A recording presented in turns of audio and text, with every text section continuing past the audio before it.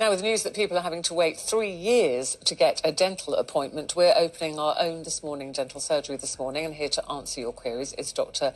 Monique Vissant. Shocking timings there, 3 years for an appointment. Yes, I think we're still suffering the consequences of the restrictions placed under dentistry during the pandemic, which has sort of meant that we're still playing catch up in general practice based around government restrictions that were enforced in the first lockdown. And these restrictions haven't really changed much since, despite various bits of evidence showing that they probably should be lifted a little bit, and also the success of the vaccination programme. So I think we're calling on the government now to make some changes. Yeah, I mean, until that happens, we've got lots of people waiting to talk to you, Dr. Vissant. We're going to start with Tricia. Hello, Tricia. Are you all right? Good morning, Tricia. So you've got a problem with the filling. Tell Dr. Vissant what's happening. Yes, well, I have a dental appointment on the 3rd of November, which doesn't seem too bad now. But in the meantime, I'm using a temporary filling, which I got from the chemist, and I was going to use it until my appointment. But it says on the package, I've just read that you should go and see a dentist within 48 hours of using the temporary filling. So I've used it for a month now, and it's been fine. But I'm wondering, should I keep using it, or it's long term, or will it be causing more damage? It actually feels okay, but... Yeah.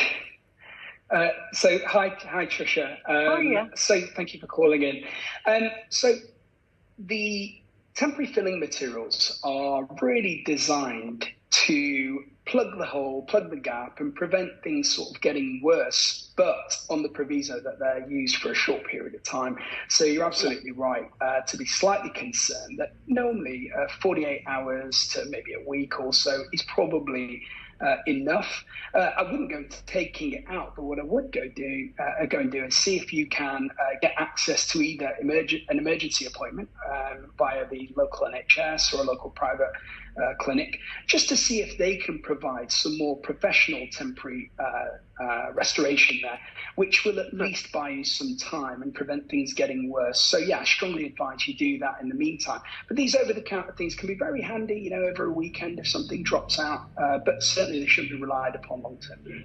Oh, that's great, thank you. But why are we in a situation, though, Doctor, where someone like Tricia is having to wait until November for such a simple procedure?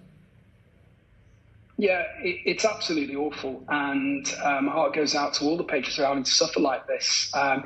The issue, as I mentioned earlier, was the original restrictions that were placed were on the basis of the government thinking that aerosols generated during dental procedures were a big risk.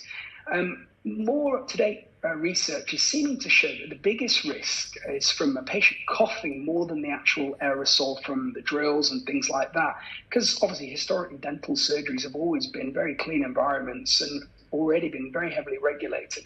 So when we look at the BDA's figures, dental output is still considerably lower than it was pre-pandemic. And one of the problems is practices are having to wait quite a long time in between each patient to carry out decontamination procedures and leave the room empty, and these sorts of things. Okay, well let's get back to. Let's get back to the cause. We've got so many people waiting to talk to you. We're going to Tiffany in Nottinghamshire. Hello, Tiffany. Good morning. Good morning. When I see the word root canal, it always makes me wince. What's happening? So basically, part of my tooth snapped off around 6 years ago. They built it up with a filling. It's since gradually started to break away, which has exposed the nerve, which is extremely painful when anything hot or cold touches it, or when I brush my teeth. I had an emergency dental appointment back in April, and they couldn't fit me in to start a root canal procedure until August, which I went to at the beginning of the month. That failed. They couldn't continue with the appointment. They gave me 2 rounds of anaesthetic, and I could still feel the pain, so she said it would be too painful to continue the appointment. She's put a temporary filling on top of it, which is causing pressure on the nerve, so I'm in a lot of pain all the time. They rescheduled my appointment for the end of September, and she suggested I take a high dose of ibuprofen an hour before my appointment, which should work with the anaesthetic. She's saying if that doesn't work, then the next step would be to be put to sleep at hospital and the tooth to be removed. Now, I'm only 26 and obviously I don't want to lose my tooth. So I want to know if there's any other avenues that I can go down before it gets to the stage of me removing the tooth. Oh, are you there, Dr. Vasant? Yeah. Yes. Sorry, I was just listening. So, Tiffany, thank you for calling. It sounds like an absolutely awful situation you're in here, and it can happen where a tooth has become so badly infected and the nerve is so, the areas around it are so badly inflamed that the anaesthetic just can't make its way into the tooth. Now, it's pretty rare and kind of highlights the reason why we need to go and seek dental advice and get problems fixed before they kind of get to this stage. Now, that doesn't help you right now. What I would suggest is the first thing, maybe contact the clinic again and let them know you are in still quite a lot of pain and see if they can see you. Potentially, they could look at referring you maybe to a root canal specialist nearby who might be able to help. Certainly, they are absolute experts in the field of root canal. And maybe if there's a complicated root canal issue like this, perhaps they may be the best people to see with this sort of issue. But certainly don't keep suffering and get it sorted and try your best not to get to the stage where you're getting the tooth removed, because obviously as a young lady, it would you want to keep a full complement for as long as possible. Okay, Tiffany, good luck with that. A lot of people. Thank you, Tiffany. A lot of people, Doctor, asking about whitening their teeth. Frankie says, I've tried everything from different toothpastes to whitening strips to get rid of my stained teeth. Nothing seems to work. Do you think having an hygienist clean would help?